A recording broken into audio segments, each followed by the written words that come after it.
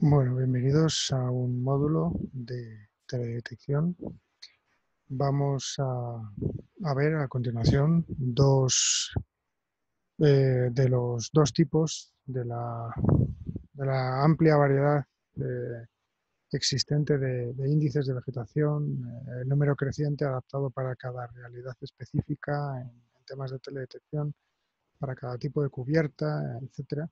Vamos a ver de los dos grandes tipos, que son los índices de vegetación basados en la pendiente y los índices de vegetación basados en la distancia. Bueno, ahí tienen desarrollado en la parte teórica en qué se basa cada uno de ellos. Uno se basa en el ángulo existente con respecto a la línea de suelo, y el otro en la distancia de los píxeles a esa línea de suelo.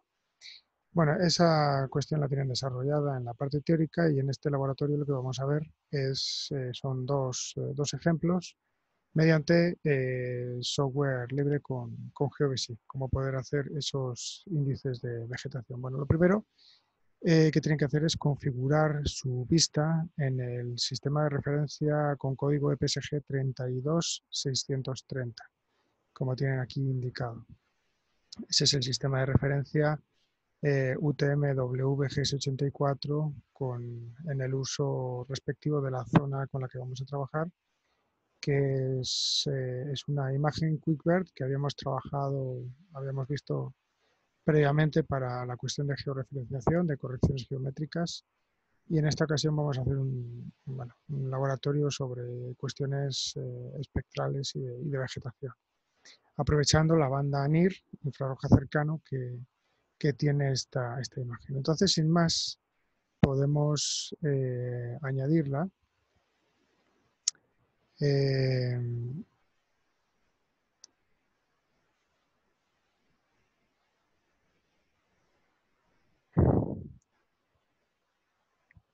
bueno,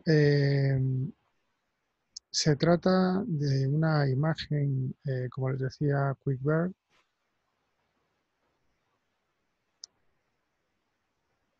Eh, Vamos a empezar por eh, configurarla para una mejor visualización. Nos vamos a ir a la pestaña, bueno, las propiedades del raster. Nos vamos a las bandas y vamos a establecer una combinación de bandas de falso NIR, en infrarrojo cercano. Le damos a aplicar. Pero bueno, ahí vamos a hacer un recorte de colas, vamos a escoger la porción del histograma representativa, es decir, con una frecuencia alta de píxeles. Eso se hace muy fácil, extremadamente fácil aquí en GeoBasic. Sencillamente vamos a hacer un recorte de colas, es decir, de píxeles poco representativos en los extremos del eje X del histograma. Y bueno, con esto cobra pues contraste, nitidez, color, etcétera, la imagen. Bien, bueno, una vez que tenemos hecha la combinación de bandas adecuada y le hemos aplicado un pequeño realce eliminando píxeles de baja frecuencia del histograma en los extremos del eje X, podemos seguir con la siguiente fase que tienen en la guía, que es la generación del NDVI y la extracción de las bandas. Voy a alterar ligeramente el orden. Voy a empezar por extraer las bandas independientes para trabajar con ellas más cómodamente, para después hacer el NDVI o NDVI. Le damos dentro de la opción de capa raster, vamos a seleccionar la opción de exportar. Después vamos a la opción a la derecha, escogemos la opción recorte y dentro de recorte vamos a seleccionar la extensión completa de la imagen. Entonces ahí recalcula las coordenadas píxel e imagen para adaptarse a toda la extensión. En resolución lo dejamos por defecto, sin alterar la resolución espacial. En banda seleccionamos las 4, que son básicamente RGB y NIR. En otras opciones podemos establecer un nombre raíz, digamos, a las bandas que se van a segregar, que se van a extraer. Hay que seleccionar crear una capa por banda y guardar en disco automáticamente, si queremos conservarlas físicamente, que en realidad no es obligado. Y en mi caso voy a seleccionar una carpeta de salidas para que se almacenen estas bandas. Entonces le damos a aceptar o a aplicar y aceptar. Bueno, en esta parte nos pide confirmación de si queremos añadir, pero realmente no funciona bien esta parte del programa. No tiene mayor importancia, hay que añadir esas bandas que hemos guardado pues físicamente en algún punto. En mi caso están en la carpeta salidas.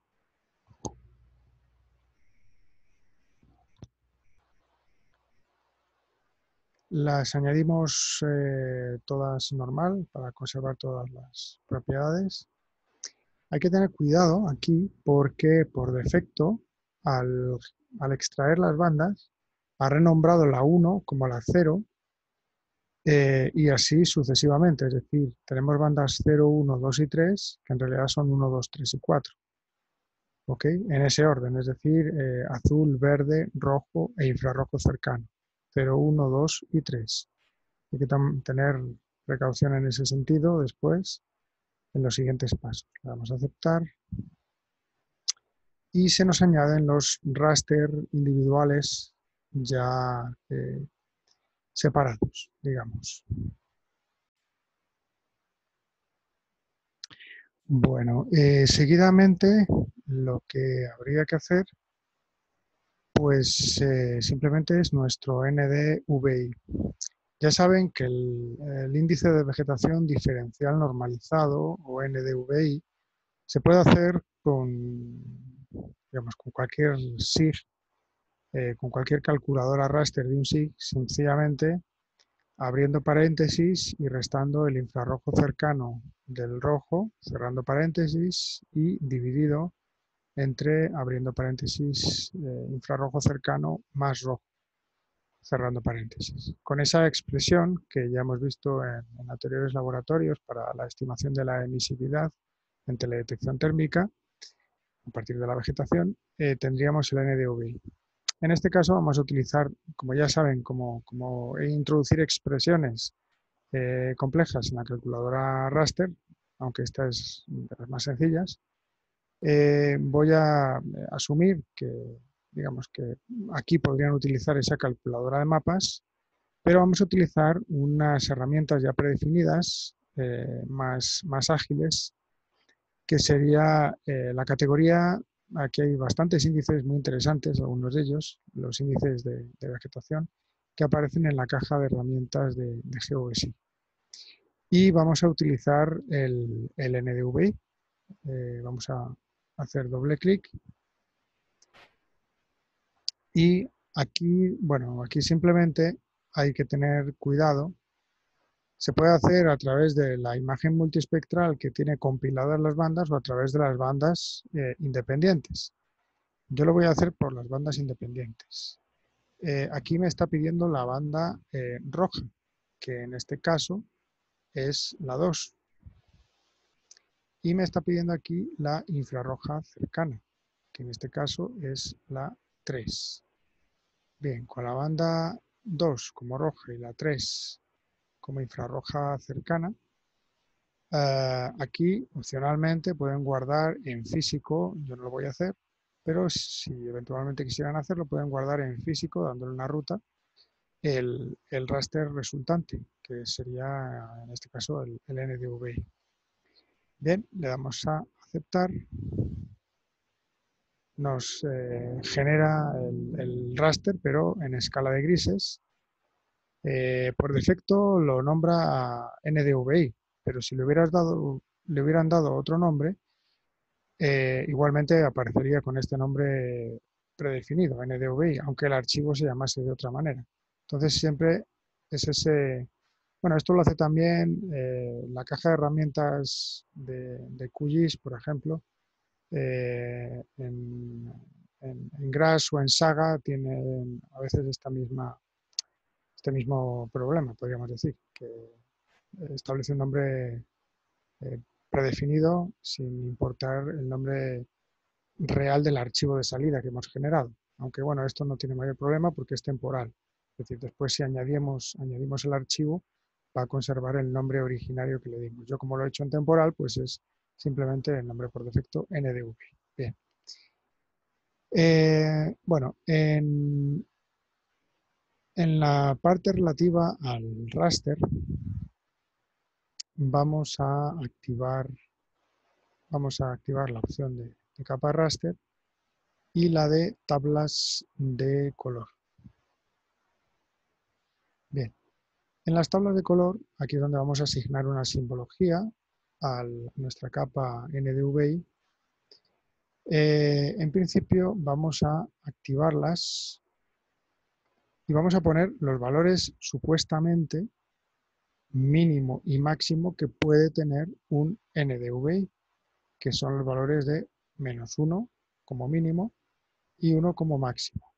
¿Ok? Después escogemos una rampa de color.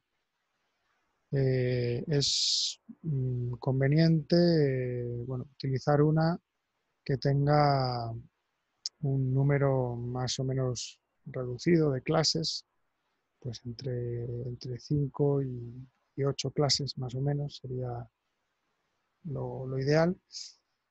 Le damos a aplicar y vemos el resultado.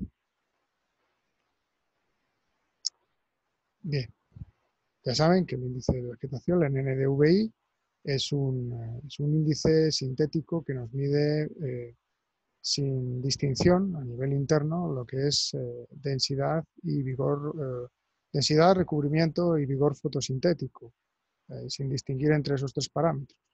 Los considera como uno solo, ¿no? Lo que ocurre con este índice es que ya saben que los valores del suelo desnudo están cercanos a cero, los negativos son de agua, y de 0 hasta 1, o más bien 0,8, nos encontramos con los diferentes niveles de densidad y de vigor vegetal, ¿no? Bueno, todo eso está en la bibliografía. Lo que ocurre es que aquí sería conveniente establecer el rango de valores en función del histograma, es decir, no hacer una representación teórica y abstracta de lo que es un NDVI, sino representar el NDVI en función de las características o de los rasgos del histograma de la imagen, para establecer los valores máximos y mínimos. Entonces vamos a ir a nuestra caja de herramientas y vamos a ver el histograma. Vamos a buscar la opción de histograma para capas raster y vamos a generar el histograma para nuestro NDV. Le damos a aceptar y podemos ver que, bueno, en este caso, salvo que nos interese, el agua no es objetivo en este caso, o los cuerpos de agua no son objetivo de interés, entonces podemos establecer el valor mínimo en 0 y el máximo pues puede ser, bueno, a tenor de lo que nos muestra el histograma, pues puede ser 0,8, por ejemplo. Entonces, bien, cerramos, vamos de nuevo al las tablas de color y sin cambiar necesariamente la tabla que habíamos seleccionado, generamos un rango de valores que vaya de 0 a, bueno, puede ser el valor de 0,81 que nos aparece. Le damos a aquí Start, aplicar y aceptar. Bueno, aquí tenemos una representación mucho más realista de lo que es y de lo que no es vegetación en relación con el NDVI. Bueno, entonces el siguiente índice que vamos a hacer es el PVI. Bueno, casi todos los índices con el prefijo P hace referencia a perpendicular, son índices basados no en la pendiente, sino en la distancia con respecto a lo que se denomina la línea de suelo, y en este caso el índice de vegetación de Perry y Lautenschlager, que está disponible en GeoBasic, es el que vamos a utilizar. Para el cálculo de este índice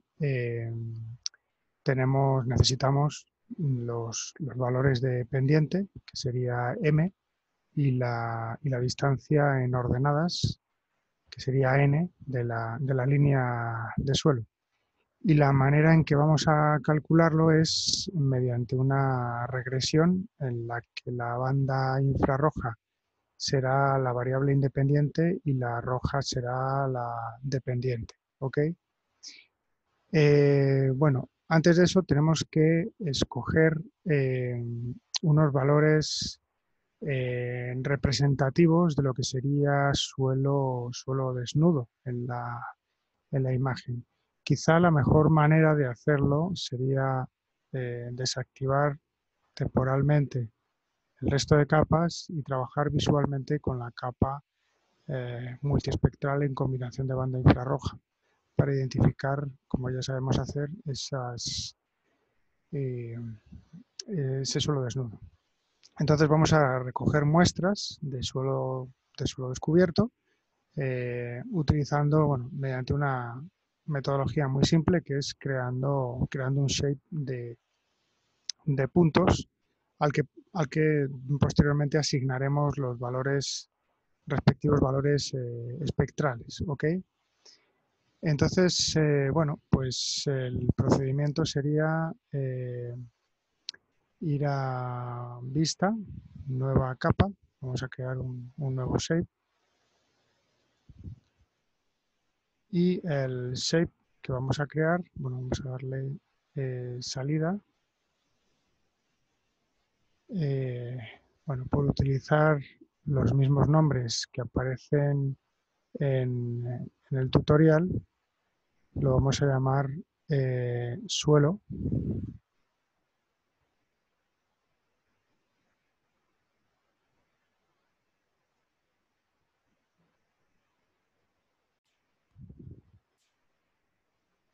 Le damos a siguiente y a la hora de configurar las características vamos a seleccionar que la geometría sea de tipo punto. Vamos a añadir un campo que lo vamos a llamar pues como la misma capa, puede ser igual, puede ser suelo, que sea de tipo integer, en cuanto, bueno, la extensión puede ser 20, tamaño puede ser 20 caracteres. Le damos a siguiente y a terminar. Bien, se nos añade el shape de tipo punto. Vamos a cambiarle la geometría, la simbología.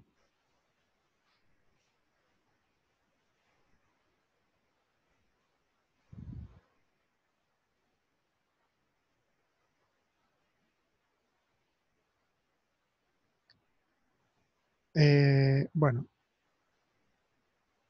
entonces vamos a centrarnos en la parte que prefieran de la imagen, tomando en cuenta que lo que vamos a tratar de identificar son zonas con suelo desnudo. Entonces vamos eh, a poner en edición la capa.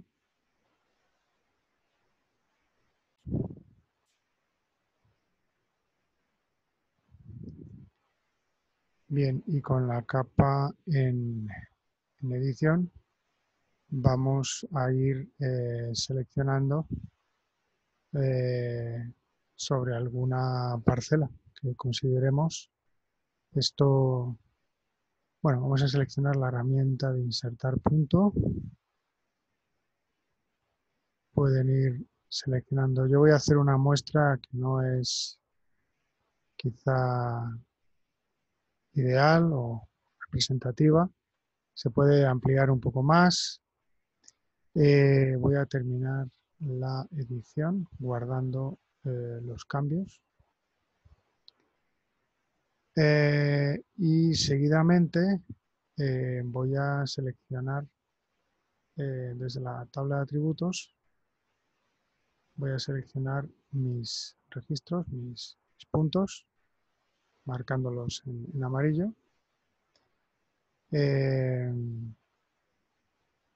Bien, y el siguiente, bueno, lo siguiente que tenemos que hacer en la caja de herramientas de Sextante es buscar herramientas básicas o herramientas para capas de puntos. Vamos a seleccionar, a veces esto cambia un poco ligeramente el nombre según la versión. No se llama exactamente igual ya en esta versión con respecto a la guía. Aparece con un nombre diferente, creo recordar, pero bueno, se trata de buscar la herramienta, tener claridad sobre la herramienta que necesitamos, aunque el nombre no sea exactamente igual. Entonces, lo que vamos a hacer es muestrear nuestra capa. Entonces, bueno, básicamente con la capa abierta vamos a seleccionar como capa raster, vamos a seleccionar la 2, que es la capa, ¿recuerdan el orden? El orden era 0, 1, 2 y 3, entonces la 2 sería la roja. Entonces le vamos a aceptar. Como capa de puntos, pues tiene que ser el shape que hemos seleccionado.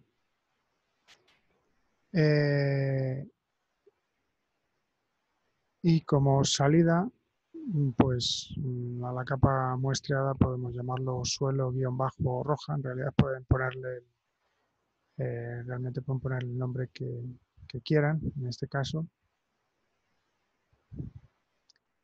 Y le damos a aceptar.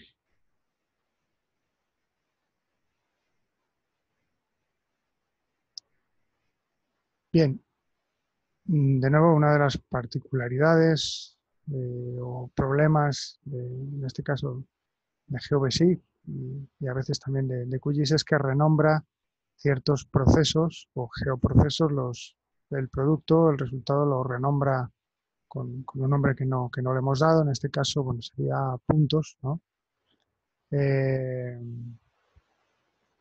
Bien, pues este archivo en principio tiene la respuesta espectral de la capa roja asociada a cada uno de los puntos. Bueno, un detalle importante a tener en cuenta si abrimos la tabla de atributos de nuestra capa remuestreada es que el campo que contiene la respuesta espectral se llama B-B2.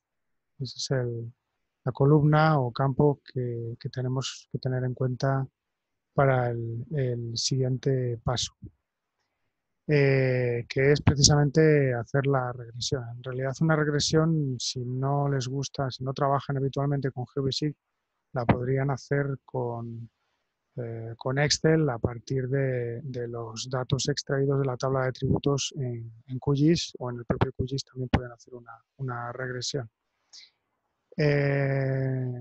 Para ello nos vamos a ir a métodos, vamos a irnos a métodos estadísticos en la caja de herramientas, y ahí tenemos la opción de regresión. Bien, en este caso, para la regresión, vamos a utilizar como capa raster que introducimos la infrarroja, la pestaña parámetros. Entonces, en este caso, la infrarroja por separado sería la B3. ¿Ok? Después, como capa, vamos a escoger la capa de puntos muestreados, que contiene los puntos no muestreados. En campo vamos a seleccionar el campo que contiene los valores espectrales que nos interesan. Para tipo de ecuación escogemos la ecuación lineal simple de A más B por X. Y bueno, aquí ya pues depende un poco de si quieren guardar físicamente el archivo o no, pues pueden guardarlo. Realmente para los efectos que nos ocupa, pues no es necesario. Simplemente vamos a darle a aceptar para que nos calcule la regresión. Bueno, ahí tenemos nuestra regresión, que será es un dato importante que vamos a tener que utilizar, varios datos en realidad. Tenemos que anotar el valor n y el valor m, que son los que nos interesan para introducir después en el índice de vegetación de Perry y Laustenlager. Bueno, en este caso tenemos una regresión bastante alta. Digamos que el ideal, aunque no se alcanza nunca, sería 1.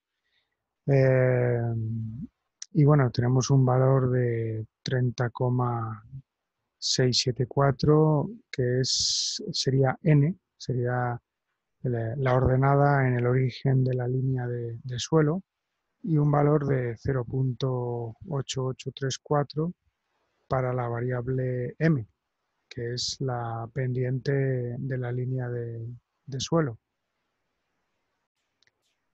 Bueno, una vez anotados estos datos, nos vamos a ir de nuevo a índices de vegetación, y vamos a seleccionar el índice de vegetación perpendicular de Perry y Laustenschlager.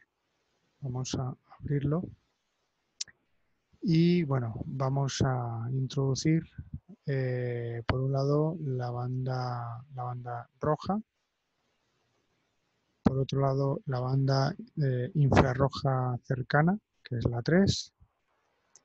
Después vamos a introducir la pendiente de la línea de suelo que habíamos calculado, es decir, m, en la regresión anterior, que en mi caso es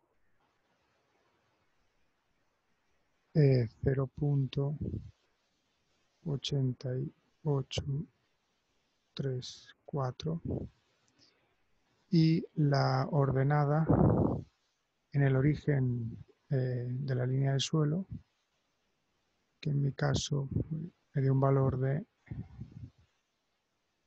30,674. 4. De nuevo aquí, si eventualmente quieren conservar el archivo en físico, pues tendrían que darle una salida, o si prefieren guardarlo como archivo temporal, pues lo pueden dejar por defecto. Bien, le damos a aceptar. Por defecto, GeoBasic, vamos a ordenar un poco las capas para comparar los diferentes índices. Los dos índices, el NDVI y el PVI. Bien, en este caso vamos a ver cuál sería la... Hay que tener en cuenta que el índice de Perry-Laustenlager se codifica no en un valor entero de -1 a 1, sino que aparece en cientos, desagregado bueno, en tres ceros, es decir, va de cero aproximadamente de unos valores negativos de -0,5 más o menos hasta 1000, o de -500, mejor dicho, hasta unos casi 1000. Entonces, vamos a ver cómo están distribuidos los píxeles, en este caso, para este índice, para ver cómo representarlo desde el punto de vista de la frecuencia de su histograma.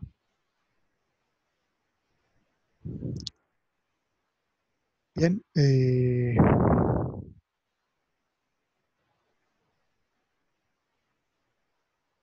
bueno, en este caso podríamos escoger un valor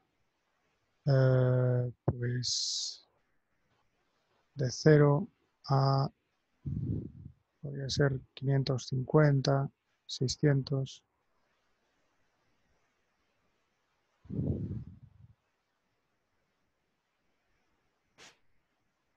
Vamos a escoger 575 o 570, más o menos. Bien, en las tablas de color, para activarlas, vamos a activar tablas de color, 0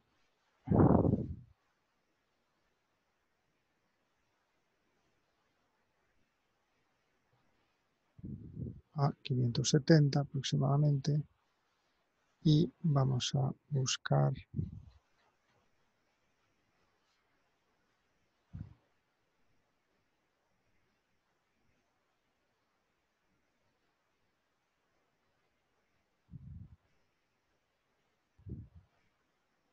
vamos a redondearlo un poco más, 600.